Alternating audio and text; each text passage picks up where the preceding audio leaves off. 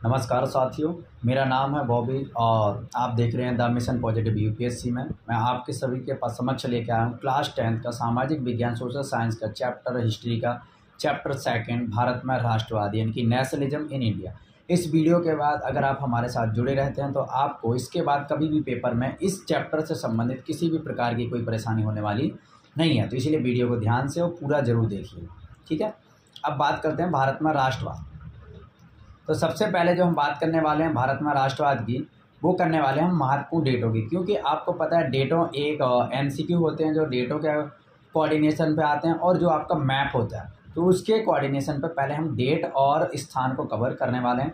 तो सबसे पहली बात करते हैं भारत में राष्ट्रवाद के समय के अनुसार एक नज़र में, यानी कि टाइम पीरियड क्या रहा है। तो टाइम पीरियड के अकॉर्डिंग देखेंगे तो सबसे पहले भारत में जो क्रांति हुई थी स्वतंत्रता संग्राम के लिए, वो 1857 की क्रांति हुई थी, यानी कि 1857 की रिवोल्यूशन हुई थी। ठीक है, 1857 के रिवोल्यूशन के बाद ही बिक्रम चंद ने हमारे लिए क्या वंदे मातरम है, यानी कि जो हमारा राष्ट्रीय गीत है उसकी रचना करी थी। 1885 में राष्ट्रीय कांग्रेस की अधिवेशन मुंबई में हुई और इसके प्रथम जो अध्यक्ष बने कांग्रेस के व्योमचंद बनर्जी बने।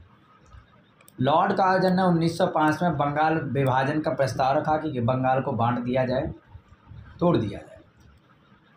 1905 में अविंद्रनाथ टैगोर ने भारत माता की एक फ़ोटो बनाई थी जिसमें भारत माता को एक सन्यासिनी के रूप में दर्शाया गया। 1906 में आगा खान और नईम सलीमुल्लाह ने मुस्लिम लीग की स्थापना की थी, यानी कि मुस्लिम लीग की। 1907 में कांग्रेस जो था उसका दो दलों में विभाजन हो गया, एक तो नरम दल और एक गरम दल, दो अलग अलग पार्ट्स में डिवाइड कर दिया गया कांग्रेस को। 1911 में दिल्ली दरबार का आयोजन हुआ जिसमें बंगाल विभाजन की मांग को रद्द कर दिया गया और दिल्ली दरबार में ही दिल्ली को राजधानी बना दी, यानी कि मुंबई कोलकाता को राजधानी हटा के उसकी जगह दिल्ली को राजधानी बनाया। 1914 में आपको पता है फर्स्ट वर्ल्ड वॉर स्टार्ट हो जाता है और 1915 में महात्मा गांधी वापस आ जाते हैं, यानी कि महात्मा गांधी भारत वापस आते हैं दक्षिण अफ्रीका से, यानी कि साउथ अफ्रीका से। 1917 में गांधी जी का पहला चंपारण सत्याग्रह होता है जो कि बिहार में होता है। इनके बारे में हम विस्तार से भी चर्चा करेंगे, अभी सिर्फ हम डेटों की बात कर रहे हैं।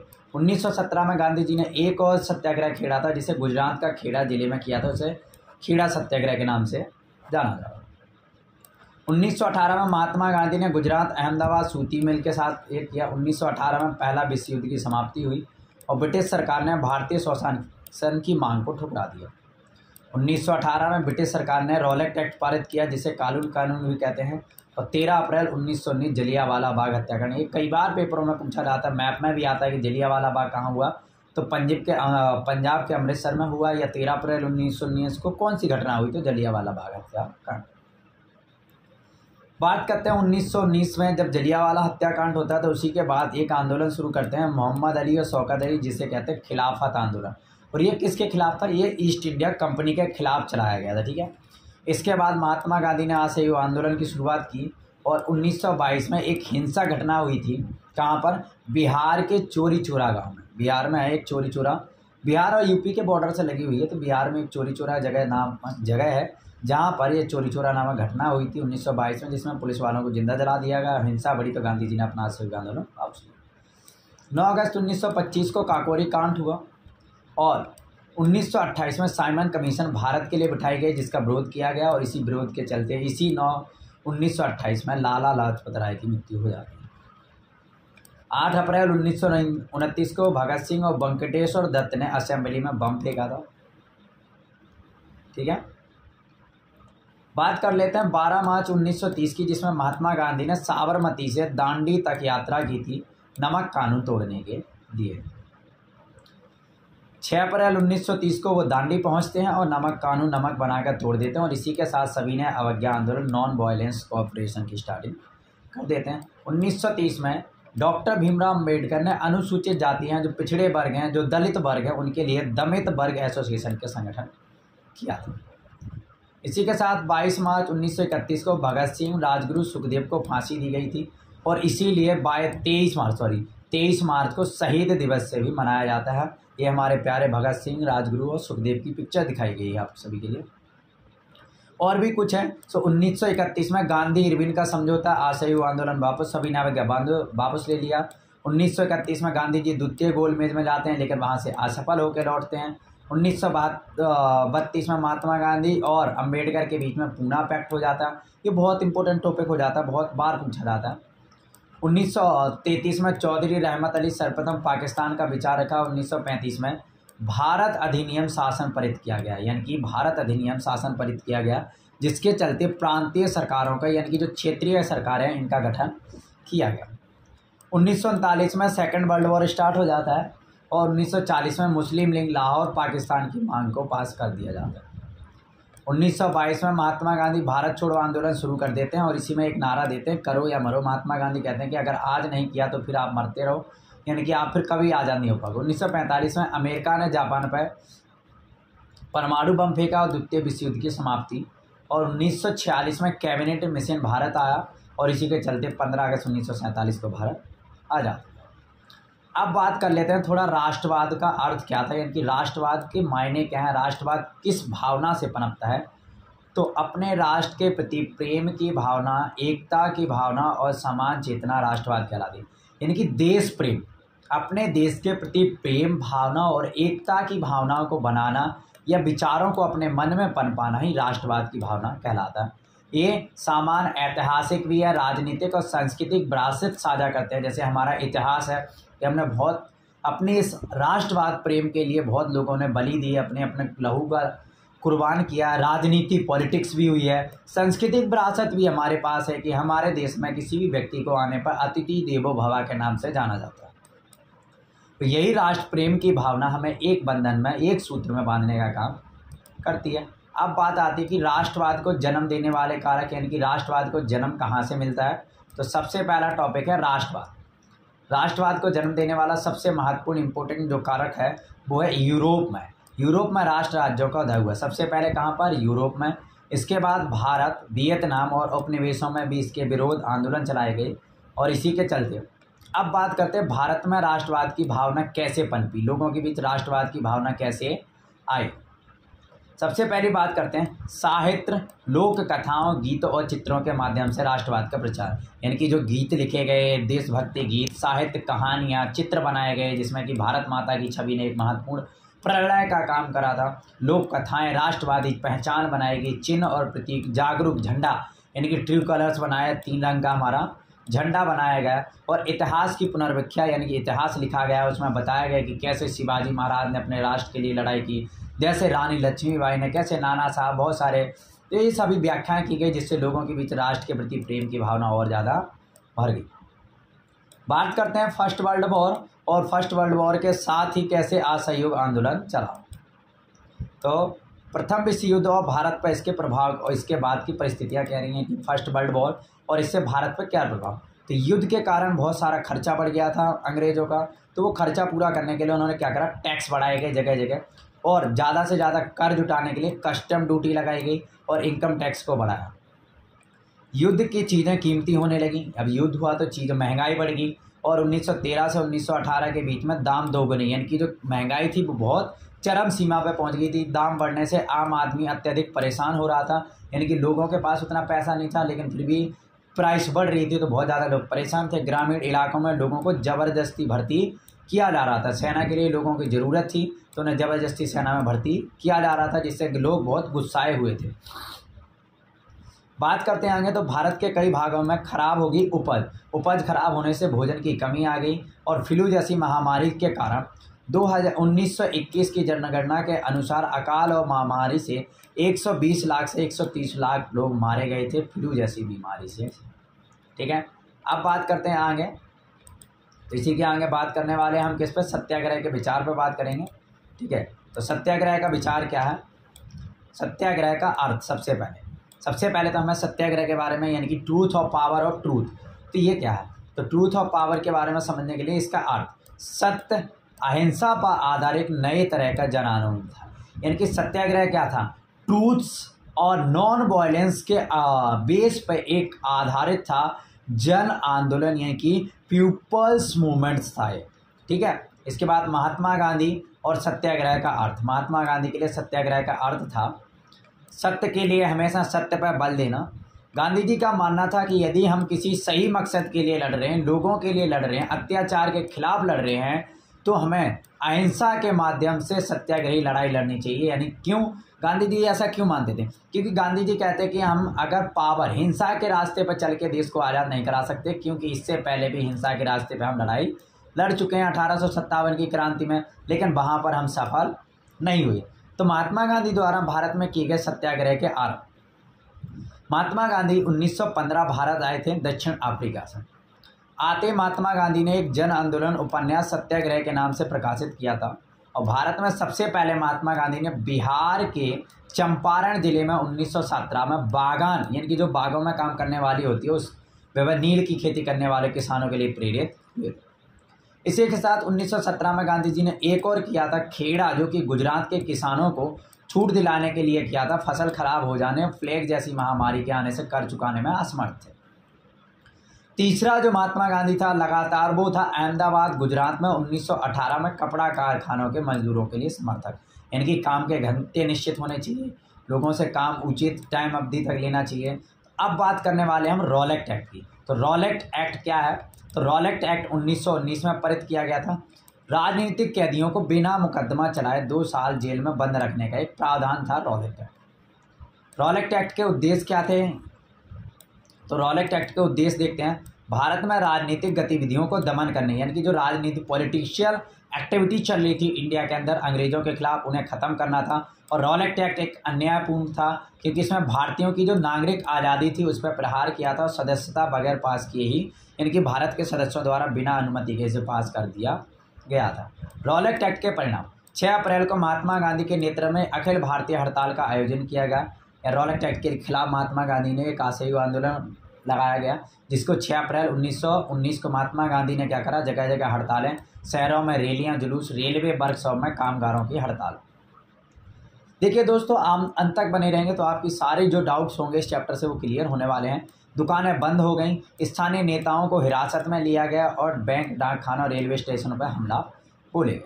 अब बात करते हैं रॉलेट एक्ट के बारे में विस्तार से। अभी तो हमने इसकी इंपॉर्टेंट बातें समझी हैं। तो रॉलेट एक्ट को पास किसने करा था? रॉलेट एक्ट को इंपीरियल लेजिस्लेटिव काउंसिल द्वारा पारित किया गया था, और इसे ब्लैक एक्ट यानी कि काला कानून भी किया जाता। क्यों किया जाता काला कानून? भारतीय सदस्यों का समर्थन नहीं था इसे, और बिना समर्थन के पास किया गया। दूसरा, इस एक्ट ने सरकार को राजनीतिक गतिविधियां कुचलने की असीम शक्ति, ऐसी शक्ति दे दी थी जिसके ऊपर किसी प्रकार का कोई बंदिश नहीं था, और बिना किसी ट्रायल यानी कि बिना किसी कैदी को मुकदमा चलाए उसे 2 साल तक जेल में रखने का अधिकार भी नहीं मिल गया था। 6 अप्रैल 1919 को रॉलेट एक्ट के विरोध में गांधी जी ने सर्वव्यापी आंदोलन छेड़ दिया था, और लोगों से आह्वान किया था कि वो इसमें भाग लें और अलग अलग जगहों पर अंग्रेजी सरकार का समर्थन को असहयोग कर दें, उनका समर्थन देना बंद कर दें, जिसके चलते कारखाने, लोगों ने मजदूर लोग थे वो हड़तालों पर चले गए। अंग्रेजी हुकूमत राष्ट्रवादियों पर कठोरता उठाने का निर्णय ले लिया, यानी कि जो ईस्ट इंडिया कंपनी थी उसने सोचा कि अगर ऐसा चला तो हमारा बहुत नुकसान हो जाएगा, इसलिए उन्होंने कठोरता ली और नेताओं को बंदी बनाया, यहाँ तक कि महात्मा गांधी को भी दिल्ली आने से रोक दिया गया। अब बात करते हैं जलियांवाला बाग की। तो जलियांवाला बाग बहुत ही इम्पोर्टेंट टॉपिक है हमारा। तो जलियांवाला बाग पर जाते हैं। जलियांवाला बाग हत्याकांड। सबसे पहले जलियांवाला बाग से पहले घटना हुई थी 10 अप्रैल 1919 को। अमृतसर ने क्या करा, एक शांतिपूर्वक जुलूस निकाला जाता था। शांतिपूर्वक क्या जुलूस निकाला जाता है, उस पर गोली बरसा दी, जिससे बहुत सारे लोग मारे गए। इसी के चलते अमृतसर में मार्शल लॉ लगा दिया गया था, यानी कि धारा 144। कौन सी धारा? 144 लगा दी गई, जिसके तहत 2 या 2 से ज़्यादा लोग एक साथ इकट्ठा नहीं हो सकते हैं, और साथ में अगर इकट्ठा होते तो कानून का उल्लंघन माना जाएगा। और अंग्रेजी शासन की जो कमान है वो जनरल डायर को सौंप दी गई।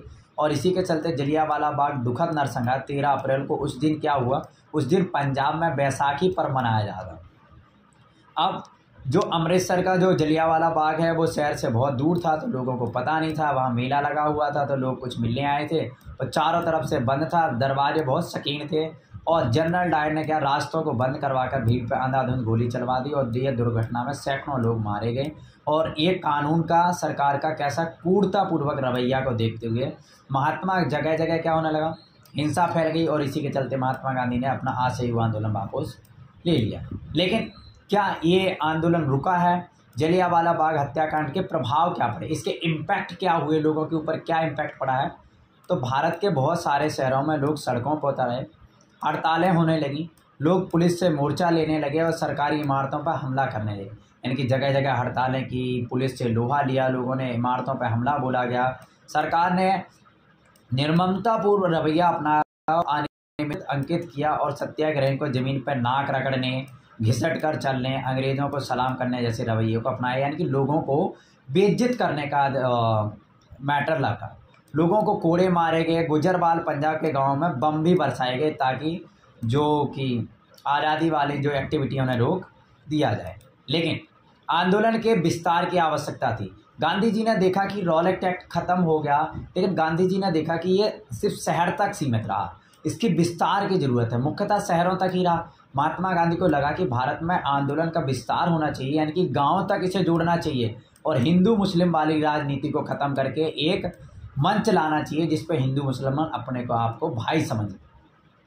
इसी के चलते खिलाफत मुद्दा आया। खिलाफत शब्द खलीफा से निकला हुआ है, ऑटोमन तुर्की सम्राट से संबंधित है, तो ये हमारे लिए बिल्कुल भी काम का नहीं है। ठीक है, बात करते हैं महात्मा गांधी के, जो भारत की है कि महात्मा गांधी ने क्यों खिलाफत का मुद्दा उठाया।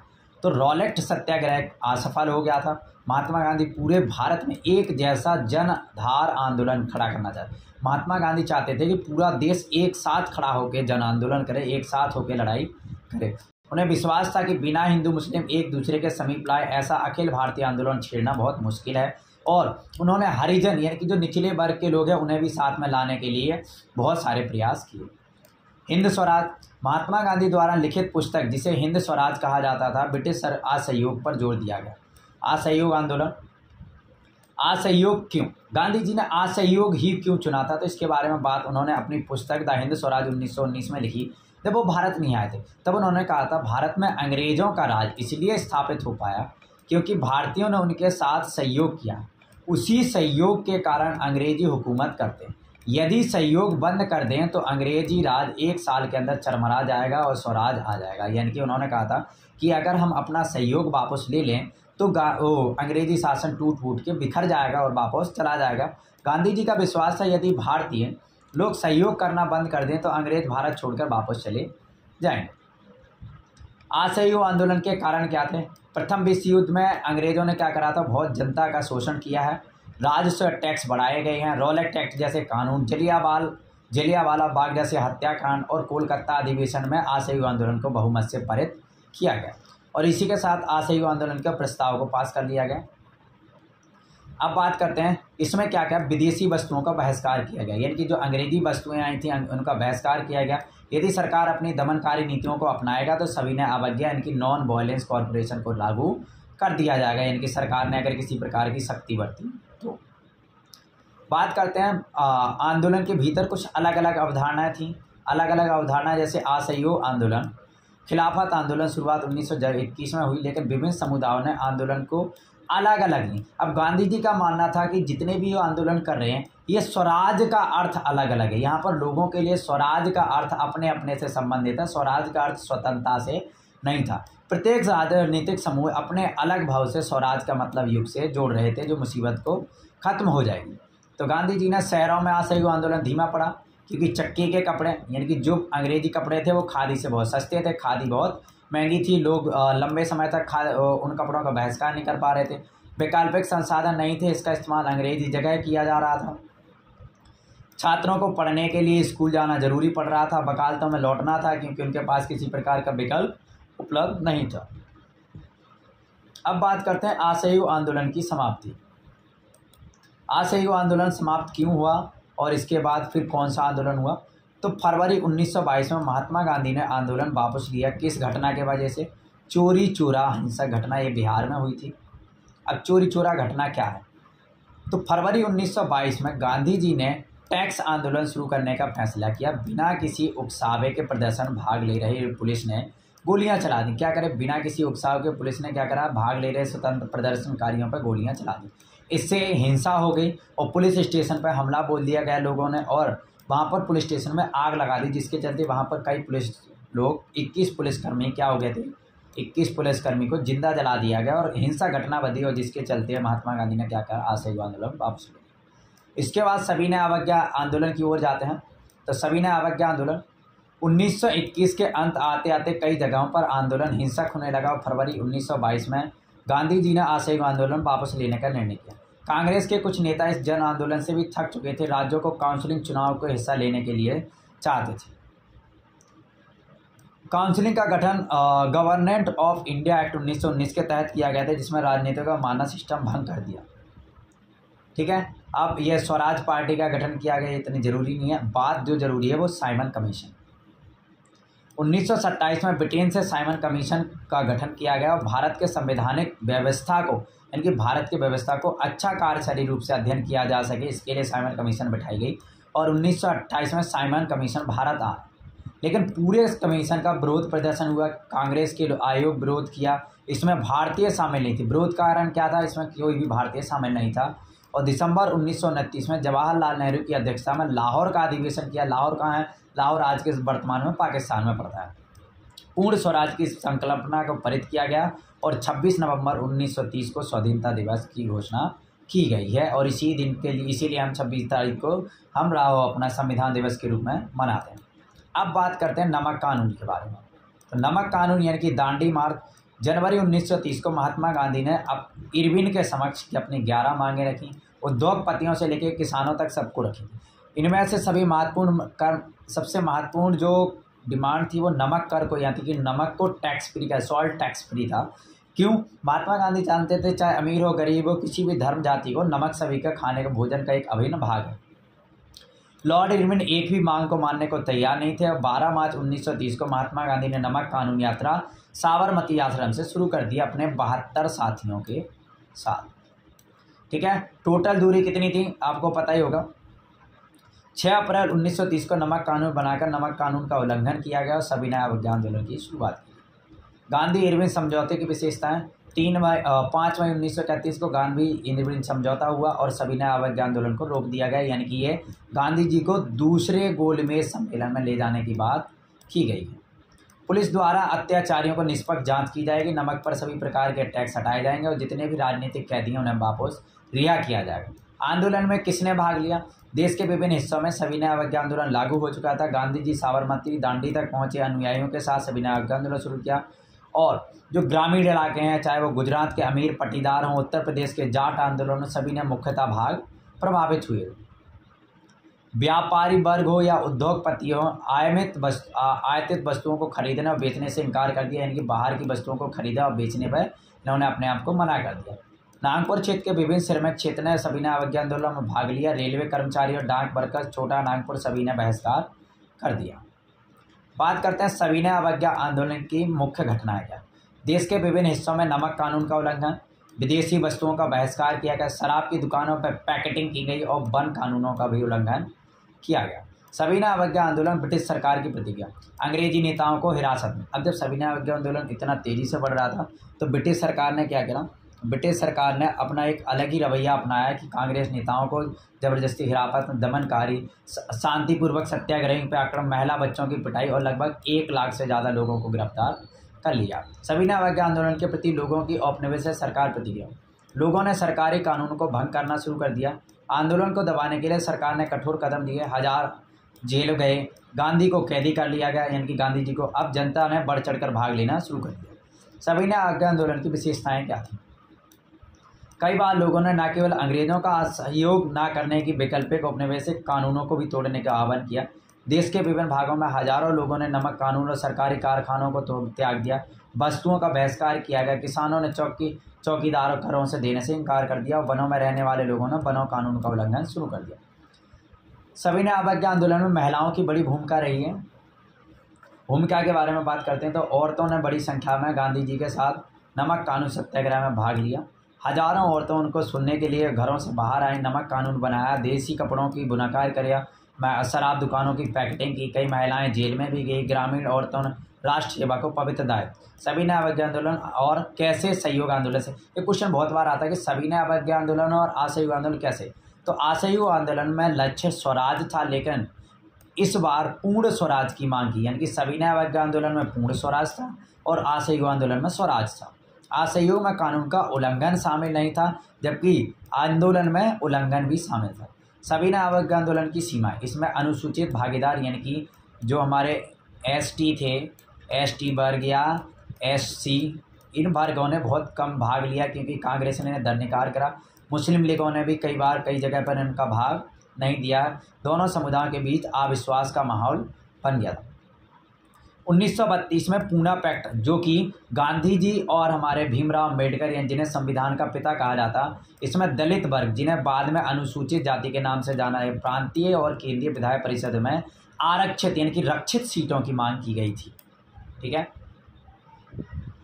सामूहिक अपनेपन की भावना पनपाने के लिए क्या कारण आए हैं? तो सबसे पहला चित्र और प्रतीक, यानी कि चित्र बनाए गए जिसमें भारत माता की छवि सबसे बड़ी मानी जाती है। कुछ राष्ट्र प्रतीक बनाए गए हैं।